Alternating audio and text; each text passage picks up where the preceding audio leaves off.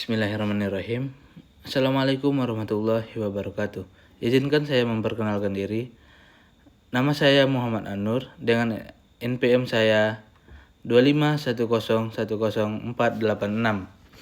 Kali ini saya akan membahas tentang hukum patriarki saat keadilan tidak netral. Pernahkah kita bertanya, mengapa dalam banyak kasus hukum, perempuan seringkali berada pada posisi yang lebih dirugikan? Mengapa korban kekerasan seksual justru ditanya soal pakaian? Mengapa hak asuh anak lebih sering diasumsikan milik ibu, namun keputusan ekonomi tetap di tangan ayah? Dan mengapa tubuh perempuan sering menjadi objek pengaturan negara? Hari ini kita akan membahas sebuah konsep penting, namun sering tidak disadari, hukum patriarki. Hukum sering dianggap netral, objektif, dan adil. Namun kenyataannya, hukum lahir dari masyarakat. Dan ketika dibangun di atas sistem patriarki, maka hukum pun mewarisi nilai-nilai tersebut. Video ini akan mengajak kita memahami apa itu hukum patriarki, bagaimana ia bekerja, contohnya dalam kehidupan nyata, dan mengapa penting bagi kita untuk mengkritisinya. Yang pertama, apa itu patriarki? Patriarki adalah sistem sosial di mana laki-laki memegang kekuasaan dominan dalam bidang politik, ekonomi, hukum, dan budaya. Dalam sistem patriarki, laki-laki diposisikan sebagai pemimpin dan pengambil keputusan. Perempuan dianggap lemah, emosional, dan bergantung nilai maskulinitas lebih dihargai daripada feminitas patriarki. Patriarki bukan sekedar soal laki-laki versus perempuan. Ia adalah struktur kekuasaan yang mengatur siapa yang berhak bicara, siapa yang dipercaya, dan siapa yang dianggap normal. Ketika nilai ini masuk ke dalam hukum, lahirlah apa yang disebut hukum patriarki. Yang kedua, apa itu hukum patriarki? Hukum patriarki adalah sistem hukum yang secara sadar atau tidak dibangun dari sudut pandang laki-laki dan menguntungkan posisi laki-laki sebagai standar. Ciri-ciri hukum patriarki antara lain, menganggap pengalaman laki-laki sebagai norma umum, mengontrol tubuh dan peran perempuan, menyalahkan korban. Terutama korban perempuan mengabaikan pengalaman spesifik perempuan dan kelompok rentan. Hukum mungkin terlihat netral di atas kertas, namun penerapannya seringkali bias, karena yang membuat hukum, menafsirkan hukum, dan menegakkan hukum sebagian besar berasal dari struktur patriarki itu sendiri. Yang ketiga, hukum patriarki dalam sejarah.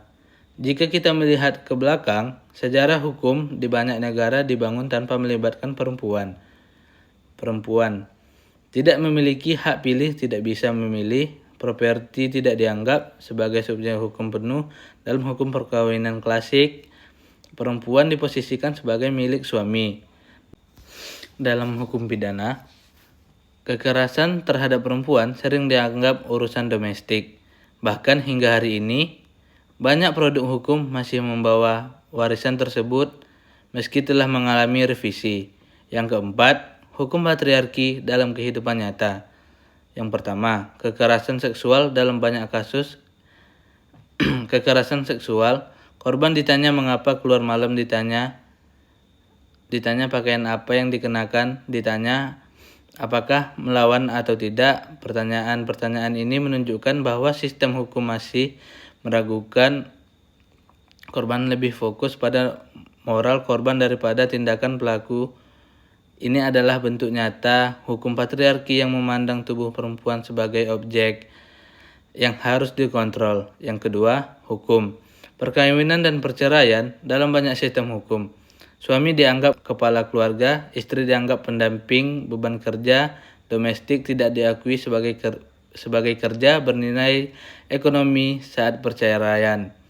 Perempuan sering dirugikan secara ekonomi, pengorbanan domestik, bertahun-tahun tidak dihitung sebagai kontribusi. Hukum gagal melihat realitas hidup perempuan karena hukum dibangun dari sudut pandang publik, maskulin, dan produktif secara ekonomi. 3. Pengaturan tubuh perempuan mulai dari aturan berpakaian, pembatasan akses kesehatan reproduksi, kriminalisasi pilihan atas tubuh sendiri, tubuh perempuan menjadi wilayah yang paling sering diatur oleh hukum. Ini menunjukkan bahwa hukum patriarki tidak hanya mengatur perilaku, tetapi juga mengontrol tubuh. Yang kelima, mengapa hukum patriarki berbahaya? Hukum patriarki berbahaya karena melegitimasi ketidakadilan atas nama hukum, membuat korban enggan mencari keadilan, memperkuat budaya menyalahkan perempuan, menghambat kesetaraan gender. Ketika hukum gagal melindungi yang rentan, maka hukum kehilangan legitimasi moralnya. Yang keenam, kritik feminisme terhadap hukum. Feminisme, hukum hadir untuk mengkritik hal ini. Teori hukum feminis menyatakan hukum tidak netral, pengalaman perempuan penting dalam pembentukan hukum keadilan, harus mempertimbangkan konteks sosial. Feminisme tidak ingin menggantikan dominasi laki-laki dengan dominasi perempuan. Tujuannya adalah keadilan substantif, bukan sekedar kesetaraan formal. Yang ketujuh, menuju hukum yang lebih adil. Untuk melawan hukum patriarki, kita perlu reformasi hukum yang berperspektif gender, aparat hukum yang sensitif terhadap korban, pendidikan hukum yang inklusif, partisipasi perempuan dalam pembentukan kebijakan. Hukum harus mendengarkan suara mereka yang selama ini dibungkam penutup. Hukum bukanlah sesuatu yang sakral dan tidak bisa dikritik. Ia adalah produk manusia, dan karena itu bisa salah, bias, dan tidak adil. Memahami hukum patriarki bukan untuk membenci hukum, tetapi untuk memperbaikinya. Karena keadilan sejati bukan tentang memperlakukan semua orang sama, melainkan memperlakukan setiap orang secara adil, sesuai dengan realitas hidupnya. Jika hukum masih menutup mata terhadap ketimpangan, maka tugas kita ialah untuk terus mengkritik, bertanya, dan menurut perubahan.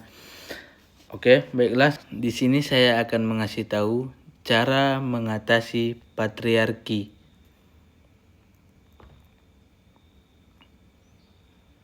Yang pertama, komunikasi terbuka.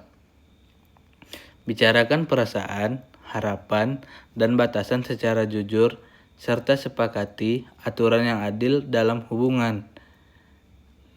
Yang kedua, pembagian tugas adil. Hancurkan anggapan bahwa pekerjaan domestik hanya tugas perempuan, seperti memasak, bersih-bersih, dan urusan keuangan adalah tanggung jawab bersama.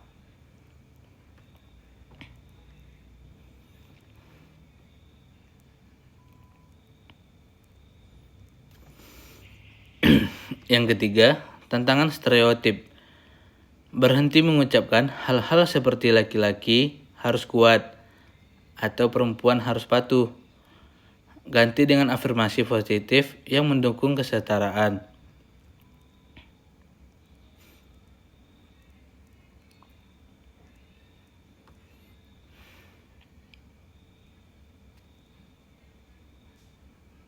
Yang keempat, berani berkata tidak dan negosiasi. Jika permintaan terasa tidak wajar atau melebihi batas, istri berhak menolak secara logis dan bernegosiasi.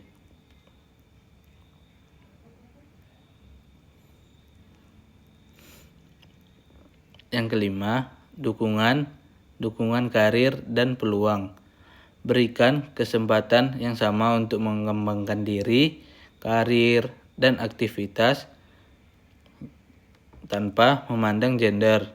Yang keenam, peran ayah dan emosional. Dorong ayah untuk menunjukkan emosi, empati, dan keterlibatan emosional agar anak laki-laki tidak menganggapnya kelemahan. Baiklah, sampai sini saja pembahasan saya tentang patriarki ini. Sebelum video ini ditutup, saya ingin memberi hiburan sedikit, yaitu berupa pantun. Matahari terbenam di ufuk barat, malam indah membawa berkat. Terima kasih telah menyimak tanpa istirahat. Semoga pengetahuan ini jadi bermanfaat. Air sungai mengalir deras, membawa daun dari hutan lepas. Terima kasih teman-teman sekalian. Semoga pesan ini selalu melekat di pikiran. Baiklah, sampai situ saja. Wabillahi taufiq wal hidayah. Wassalamualaikum warahmatullahi wabarakatuh.